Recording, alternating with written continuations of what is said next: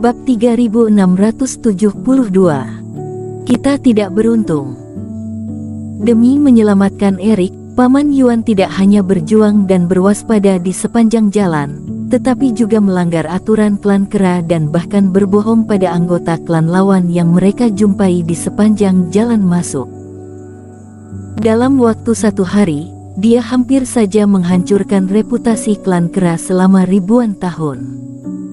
Apa yang kamu bicarakan? Jika tidak ada Tuan Qin, aku masih di penjara di Pulau Darah dan pasti akan meninggal di suatu saat. Apakah aku masih peduli dengan semua ini? Kata Paman Yuan sambil melambaikan tangannya. Lihat, Tuan Qin sudah mulai menyerapnya sendiri. Paman Yuan menarik perhatian mereka kembali kepada Erik.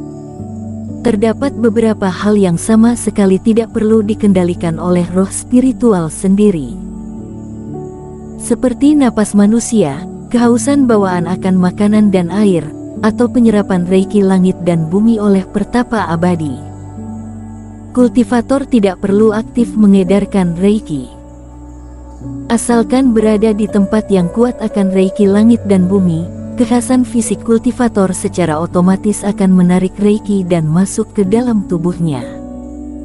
Lihat roh pedang itu. Yang membuat Paman Yuan dan Iblis Fu semakin fokus adalah ketika reiki di sekitar itu mulai bergerak ke arah Erik dan roh pedang itu juga tampak sadar kembali dan mulai berjalan kembali.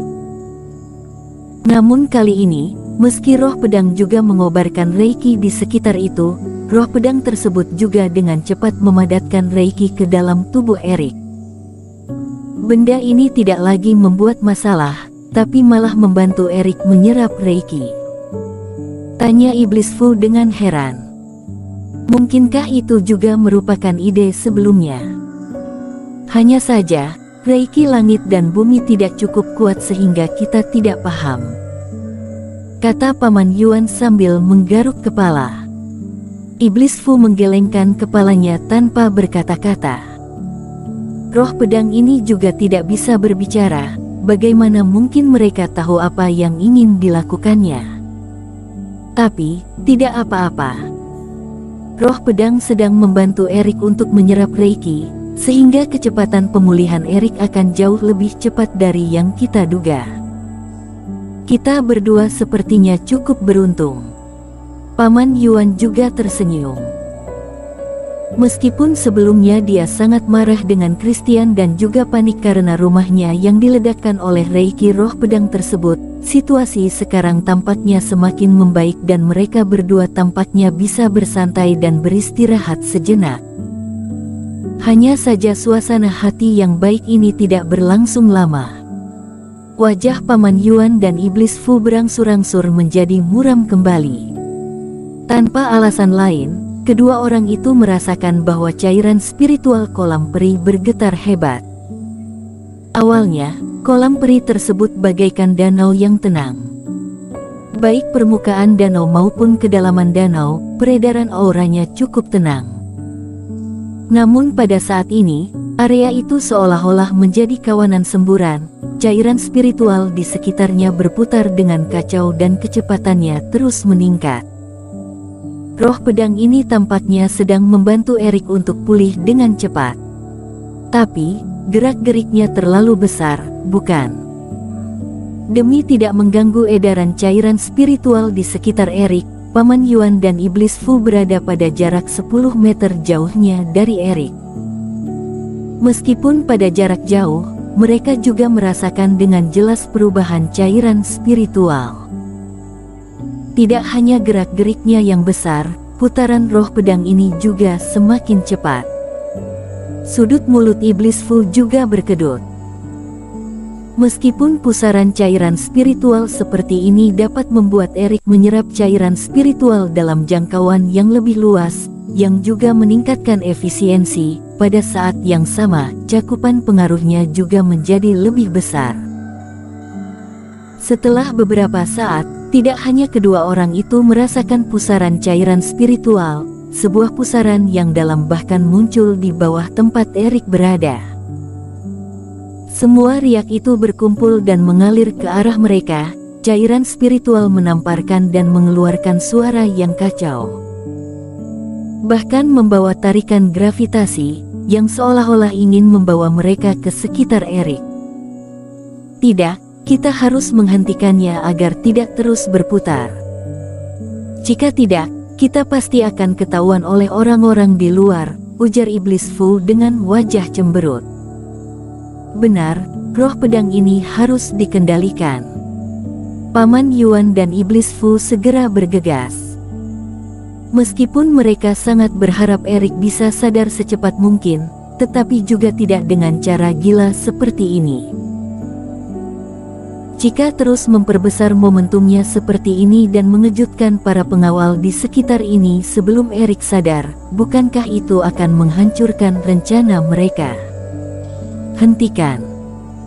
Kedua orang itu berteriak dan menembakkan berbagai cahaya Reiki ke arah roh pedang. Mereka berusaha mengendalikan roh pedang ini lagi seperti sebelumnya. Seh. Kali ini, roh pedang juga memadatkan banyak energi pedang. Setelah ditembakkan, metode kedua orang itu seketika dihancurkan. Ini sangat merepotkan. Ketika kembali bertarung lagi, Paman Yuan merasa gugup. Awalnya, roh pedang ini terus-menerus pulih.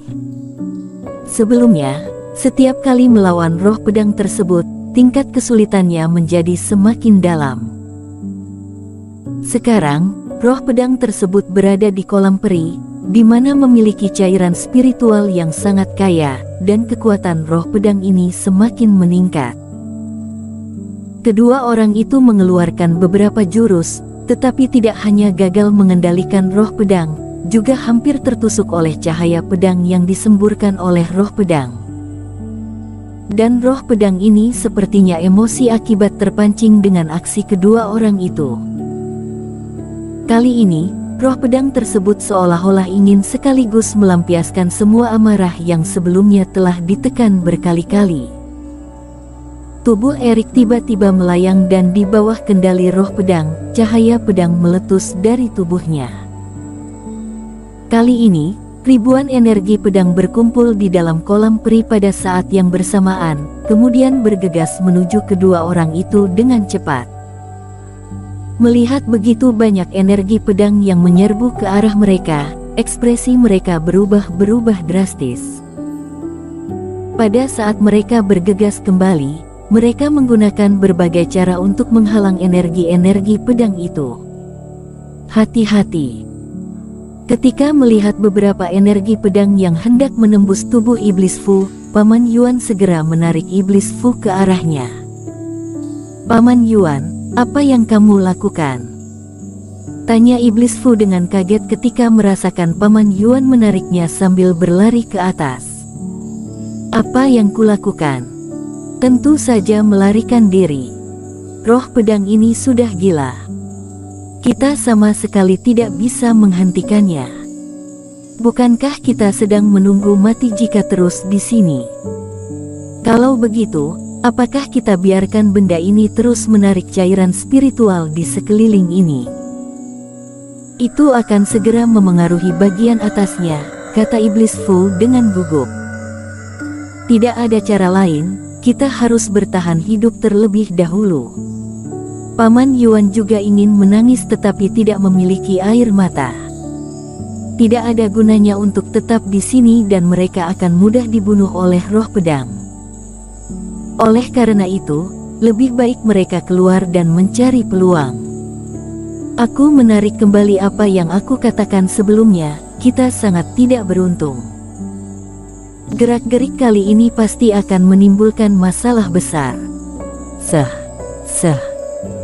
Kedua orang itu berlari di sepanjang jalan dan segera keluar dari kolam peri. Murid Kristian yang sedang duduk bersila dan berkultivasi di samping itu seketika terkejut. Dia tidak tahu mengapa kedua orang tersebut begitu cepat keluar. Namun, ia tidak kebingungan terlalu lama. Tepat ketika Paman Yuan dan Iblis Fu mendarat, cairan spiritual seluruh kolam peri mulai bergetar seperti air mendidih. Selain itu, Sebuah pusaran yang dalam mulai muncul di antara cairan-cairan spiritual kolam peri yang liar itu dan berputar dengan cepat ke satu arah. Bahkan aura di atas kolam peri juga terpengaruh dan juga bersiul dan berputar seperti angin puting beliung. Kedua senior, ini, murid muda itu terbengong akibat kaget. Bukankah kedua orang itu pergi menyelamatkan orang? Mengapa seluruh kolam peri seakan-akan hendak hancur? Bagi orang yang tidak tahu, mereka pasti akan mengira kalian pergi menghancurkan kolam peri. Jangan banyak berbicara, jangan menanyakan hal-hal yang tidak seharusnya ditanyakan.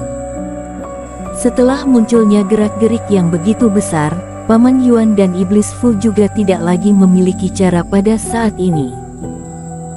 Mereka hanya bisa berdoa diam-diam, semoga Erik segera sadar sebelum masalah ini menjadi besar. Namun, harapan kedua orang itu segera menjadi keputusasaan. Seiring dengan putaran kolam peri yang semakin cepat, tidak hanya angin puting beliung yang muncul di atasnya. Pada saat ini, angin puting beliung ini bahkan menjadi semakin besar dan semakin besar. Dari ukuran beberapa feet tebalnya sampai belasan feet, sekarang telah sepenuhnya menutupi kolam peri dan mencapai ukuran puluhan feet. Bersambung.